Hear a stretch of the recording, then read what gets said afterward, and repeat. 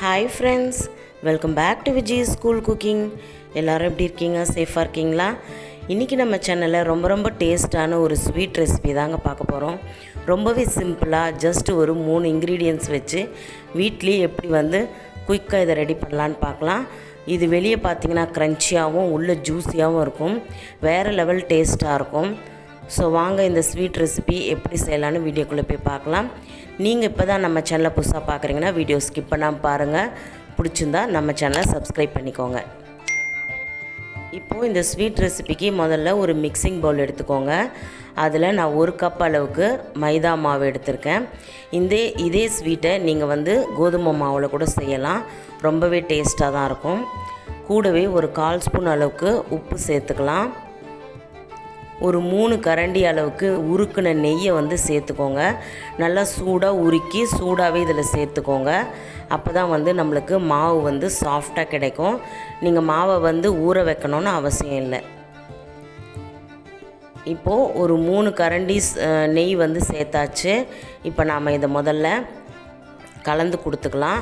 அதுக்கப்புறமா கொஞ்சம் கொஞ்சமாக தண்ணி விட்டு நாம் சப்பாத்தி மாவு பதத்துக்கு பிசைஞ்சு எடுக்கணும். இப்போ இது கூடவே பார்த்திங்கன்னா ஒரு பிஞ்ச் அளவுக்கு நீங்கள் மஞ்சத்தூள் சேர்த்துக்கலாம். ஜஸ்ட் அந்த எல்லோ கலருக்காக தான் நான் சேர்க்குறேன். உங்களுக்கு மஞ்சத்தூள் சேர்க்க விருப்பம் இல்லைன்னா நீங்கள் ஃபுட் கலர் சேர்த்துக்கலாம். எல்லோ கலர் ஃபுட் கலர் சேர்த்துக்கலாம். ஆனால் அது மாதிரி ஃபுட் கலரை விட நீங்கள் மஞ்சத்தூள் சேர்க்குறது ரொம்பவே நம்மளுக்கு ஒரு ஆரோக்கியமானது. அதனால் நான் ஒரு பிஞ்ச் அளவுக்கு மஞ்சத்தூள் சேர்த்துட்டு கொஞ்சம் கொஞ்சமாக தண்ணி விட்டு நல்லா சப்பாத்தி மாவு பதத்துக்கு நீங்கள் பிசைஞ்சு எடுக்கணும். கொஞ்சம் கொஞ்சமாக தண்ணி விட்டு இந்த அளவுக்கு பார்த்திங்கன்னா நல்லா கையால் அழுத்தம் கொடுத்து நல்லா பிசைஞ்சு எடுத்துக்கோங்க. இப்போ பிசைஞ்சு எடுத்தாச்சு. நம்மளுடைய மாவு ரெடி ஆகிடுச்சு. இப்போ இது இருக்கட்டும். நம்ம சுகர் சிரப் ரெடி பண்ணிக்கலாம். அதுக்கு ஸ்டவ் ஆன் பண்ணிக்கோங்க. ஒரு பேன் வச்சுக்கோங்க. அதில் 1 கப் அளவுக்கு சர்க்கரை சேர்த்துக்கலாம். இப்போது ஒரு 3/4 கப் அளவுக்கு தண்ணி சேர்த்துக்கலாம். தண்ணி சேர்த்து நல்லா சர்க்கரையை கரைய விடணும். இப்போ ஸ்டவ் ஆன் பண்ணிவிட்டு சர்க்கரை நல்லா கரைஞ்சதுக்கப்புறம் பாகுபதம் பார்த்திங்கன்னா 1 கம்பி வரணும். 1 கம்பி வந்ததுக்கப்புறம் நாம் இதை ஸ்டவ் ஆஃப் பண்ணிடலாம். நிறைய பேருக்கு 1 கம்பி பதம் எப்படி பார்க்குறது அப்படின்றது தெரியல. அது எப்படி நான் இதில் சொல்லித்தரேன். சர்க்கரையை நல்லா கரைய வச்சதுக்கப்புறம் ஒரு 5லேருந்து 6 நிமிஷம் நீங்கள் நல்லா ஹை ஃப்ளேமில் வச்சு கொதிக்க விடணும். 5 நிமிஷத்துக்கு அப்புறம் நீங்கள் செக் பண்ணிகிட்டே இருக்கணும் அந்த 1 கம்பி வந்துடுச்சா அப்படின்னு சொல்லிவிட்டு. இப்போ பார்த்திங்கன்னா சர்க்கரை நல்லா கரைஞ்சி ஒரு 5 நிமிஷம் நல்லா கொதிச்சிடுச்சு. இப்போ நம்ம பாகு செக் பண்ணலாம். கொஞ்சமாக இது மாதிரி கரண்டியில் எடுத்துகிட்டு நம்மளுடைய விரலை தொட்டு இப்படி கட்டை விரலை இப்படி அழுத்தி எடுத்திங்கன்னா ஒரு கம்பி மாதிரி வரும். பார்த்திங்கன்னா தெரியும். இதுதான் 1 கம்பி பதம். இப்போ நம்மளுடைய பாகு பதம் 1 கம்பி வந்துடுச்சு. இப்போ நம்ம ஸ்டவ் ஆஃப் பண்ணிடலாம். இதுதான் கரெக்டான பதம். இப்போ நம்ம ஸ்டவ் ஆஃப் பண்ணிடலாம். ரொம்ப நீங்கள் கொதிக்க வச்சிங்கன்னா நம்மளுடைய பாகு ரொம்ப முருகிடும். அப்போ ஸ்வீட் மேலே சர்க்கரையாக இருக்கிற மாதிரி தெரியும். இப்போது அடுத்ததாக நம்ம ஸ்வீட்டை எப்படி தயார் பண்ணுறதுன்னு பார்க்கலாம். இப்போ நம்ம ஆல்ரெடி பிசைஞ்சு வச்சுருந்த இந்த மாவை எடுத்து பார்ப்போம். நல்லாவே மாவு ஊறி இருக்குது. நான் ரொம்ப நேரம்லாம் ஊற விடலை. ஜஸ்ட்டு நம்ம பாகு செய்கிற டைம் வரைக்கும் ரெஸ்ட்டில் விட்டோம், அவ்வளோதான். இப்போ நாம் சப்பாத்தி தேய்க்கிற அந்த கட்டையை எடுத்துக்கலாம். கொஞ்சமாக மாவு எடுத்துக்கோங்க. ரொம்ப பெருசாலாம் நம்ம உருட்ட போகிறதில்ல. சின்னதாக இதை மாதிரி கோலி குண்டு சைஸ்க்கு இதை மாதிரி எடுத்துக்கோங்க. நம்ம ஊற வைக்காமலே மாவு ரொம்ப சாஃப்டாக இருக்குது. ஏன்னு பார்த்திங்கன்னா நம்ம சூடான நெய் உருக்கி விட்டதுனால மாவு சாஃப்டாக இருக்குது. இப்போ இதை மாதிரி நீங்கள் உருண்டைகளை உருட்டி வச்சுக்கோங்க. எல்லாத்தையுமே நீங்கள் அது மாதிரி உருட்டி வச்சுக்கிட்டிங்கன்னா டக்குன்னு நம்ம செஞ்சுட்டு அப்படியே எண்ணெயில் பொரிச்சிட்டு நம்ம பாகில் போடுறது கரெக்டாக இருக்கும். கொஞ்சமாக மாவை இதை மாதிரி டஸ்ட் பண்ணிவிட்டு நீங்கள் சப்பாத்தி கட்டை வச்சு நல்லா கொஞ்சம் விரித்து விடுங்க. ரொம்ப பெருசாலாம் இது பண்ண தேவையில்லை. நம்மளுக்கு சின்ன சைஸ் தான் தேவை, அவ்வளோதான். இந்த அளவுக்கு நீங்கள் உருட்டினாலே போதும். இப்போ இந்த மடிப்பை எப்படி மடிக்கிறதுன்னு நான் சொல்லி காட்டுறேன். இப்போ பார்த்திங்கன்னா இந்த அளவுக்கு நீங்கள் இந்த மைதா மாவு நீங்கள் உருட்டி எடுத்துக்கணும். இப்போ முதல்ல இப்படி ஒரு ஃபோல்டு பண்ணுங்கள். அதாவது இப்படி ஒரு மடிப்பு அப்படி ஒரு மடிப்பு பண்ணிட்டிங்கன்னா ஒரு ட்ரையாங்கிள் ஷேப்பில் வரும். இந்த ஓரங்களை மட்டும் இது மாதிரி அழுத்தி விட்டுருங்க. நடுவில் சென்டரில் தேவையில்லை. சென்டரில் அந்த மேல் பாகத்தில் மட்டும் லைட்டாக இது மாதிரி நம்ம சப்பாத்தி இதை வச்சு லைட்டாக தேய்ச்சி விட்டுறலாம். அப்போ நம்மளுக்கு மாவு வந்து அந்த ஷேப் வந்து பிரியாமல் வரும்.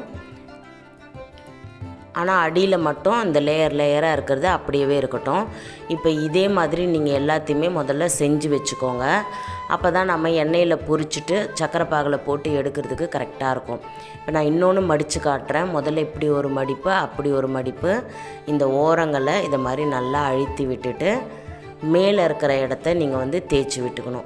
இது வந்து மைதா மாவில் செய்கிறதுனால நம்மளுக்கு வந்து ரொம்ப பெருசாக வராது. திருப்பி நம்ம எவ்வளோ தான் உருட்டினாலும் அந்த சின்ன சைஸ்க்கே வந்துடும். நீங்கள் கோதுமை மாவில் கூட இதை செய்யலாம், ரொம்பவே டேஸ்ட்டாக தான் இருக்கும். இப்போ எண்ணெய் பார்த்திங்கன்னா எண்ணெய் நல்லா சூடு பண்ணி நல்லா கொதிக்கிற மாதிரி வச்சுருக்கக்கூடாது. எண்ணெயை வந்து சிம்மில் வச்சுருங்க. எண்ணெய் வந்து இப்போ நாம் இந்த பூரி போட்டால் அப்படியே வந்து அந்த பபுள்ஸ் மாதிரி வரக்கூடாது. பார்த்திங்கன்னா தெரியும், இது மாதிரி தான் இருக்கணும். அதனால் நீங்கள் சிம்மில் வச்சுட்டு மீடியமில் இல்லை சிம்மில் வச்சு தான் நீங்கள் பொரிக்கணும்.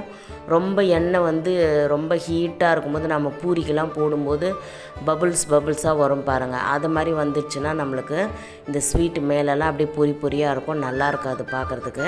அதனால் சிம்மில் வச்சுட்டு நீங்கள் மெதுவாக வந்து இந்த சைடு ஒரு 2 நிமிஷம், அந்த சைடு ஒரு 2 நிமிஷம் பொறுமையாக நல்லா ஃப்ரை பண்ணி எடுங்க. இப்போ பார்த்திங்கன்னா நல்லா வந்து புரிஞ்சிடுச்சு. இப்போ நாம் ஏன் அந்த கேப் விட்டோம் அப்படின்னு பார்த்திங்கன்னா, நல்லா உள்ளெல்லாம் அந்த எண்ணெய் போயிட்டு உள்ளே இருக்கிற மாவெல்லாம் நல்லா வந்து வேக வச்சிரும். அதுக்காக தான். இப்போ நாம் இதை எடுத்துடலாம். எடுத்துகிட்டு இதை மாதிரி ஒரு வடிகட்டி ஒன்று வச்சுட்டு நல்லா ஃபில்டர் பண்ணிவிட்டு இதை நாம் சக்கரை பாகில் போட்டு எடுக்க போகிறோம். இப்போ பார்த்திங்கன்னா நம்மளுடைய பாதாம் பூரி ரெடி ஆகிடுச்சு. இதை வந்து பாதாம் பூரி, ஸ்வீட் பூரின்லாம் சொல்லுவாங்க. இதை நம்ம அப்படியே சக்கரை பாகில் போட்டு உடனே நாம் எடுத்து ஒரு பிளேட்டில் வச்சிடலாம். இதை ரொம்ப நேரம் ஊற வைக்கணும்னு அவசியம் கிடையாது. ஜஸ்ட்டு சக்கரை பாகில் போட்டுட்டு நீங்கள் எடுத்துடலாம்.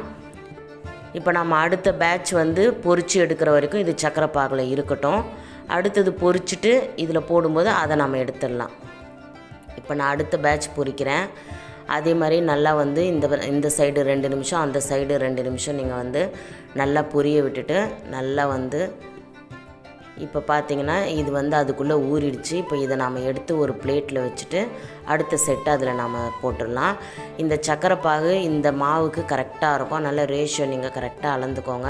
நான் சொன்ன அளவுப்படி பண்ணிக்கோங்க. இப்போ நான் எல்லாத்தையுமே அதே மாதிரி சேர்ந்து தனியாக வந்து அந்த சக்கரை பாகுலேருந்து எடுத்து வச்சுட்டேன். இதுக்கு மேலே வந்து பார்த்திங்கன்னா டெசிகேட்டட் கோகோனட்டை வந்து நான் தூவி விட்டுருக்கேன்.